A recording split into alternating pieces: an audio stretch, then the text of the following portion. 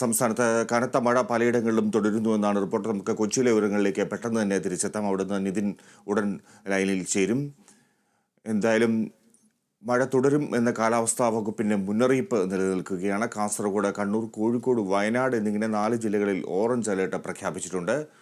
മഴയ്ക്കൊപ്പം മഴക്കെടുതികളും രൂക്ഷമാകുന്നു എന്നുള്ളതാണ് മറ്റൊരു ഭയപ്പെടുത്തുന്ന കാര്യം.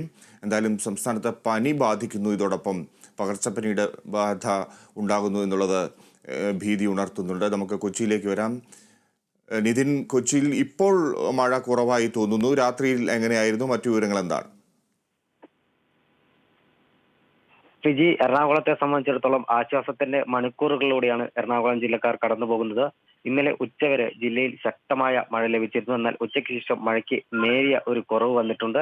ഇന്ന് കാര്യമായി മഴ പെയ്യുന്നില്ല, പ്രസന്നമായ കാലാവസ്ഥയാണ്. എന്നാൽ കഴിഞ്ഞ 3 ദിവസങ്ങളിൽ ജില്ലയിൽ കനത്ത മഴയിൽ വ്യാപകമായ നാശനഷ്ടം, ലക്ഷക്കണക്കിന് രൂപയുടെ നാശനഷ്ടം ഉണ്ടായിരുന്നു. 67 വീടുകൾ തകർന്നിരുന്നു. എന്നാൽ ഇന്നലെ ഉച്ചയ്ക്ക് ശേഷം കാര്യങ്ങൾ അങ്ങനെയല്ല, പ്രസന്നമായ കാലാവസ്ഥയിലൂടെയാണ് കടന്നു പോകുന്നത്. എങ്കിലും കാലാവസ്ഥാ നിരീക്ഷണ വകുപ്പ് മുന്നറിയിപ്പ് നൽകിയിട്ടുണ്ട്. കടലിൽ പോകരുതെന്നും, തീരദേശവാസികൾ ജാഗ്രത പാലിക്കണമെന്നും, അതോടൊപ്പം തന്നെ വരും മണിക്കൂറുകളിൽ ശക്തമായ മഴ ഉണ്ടാകാനും തീരദേശത്ത് കാറ്റടിക്കാനും സാധ്യതയുണ്ടെന്ന് കേന്ദ്ര കാലാവസ്ഥാ വകുപ്പിന്റെ മുന്നറിയിപ്പുണ്ട്. എങ്കിലും ജനങ്ങൾ ഇപ്പോഴും ഭീതിയിലാണ്. കാരണം പെരിയാറിലെ വെള്ളം, ക്രമാതീതമായി ഉയർന്ന വെള്ളം ഇപ്പോഴും ഇറങ്ങിക്കൊണ്ടിരിക്കുകയാണ്. പൂർണ്ണമായും പെരിയാറിന്റെ ഇരുകരകളിലെയും വെള്ളം വറ്റിയിട്ടില്ല. അതുകൊണ്ട് തന്നെ ഇനിയും ശക്തമായ മഴ പെയ്യുകയാണെങ്കിൽ അത് ഇടുക്കി ജില്ലയിൽ ഉൾപ്പെടെ ശക്തമായ മഴ പെയ്താൽ ഡാമുകൾ തുറക്കേണ്ട ഒരു സാഹചര്യം ഉണ്ടാകും.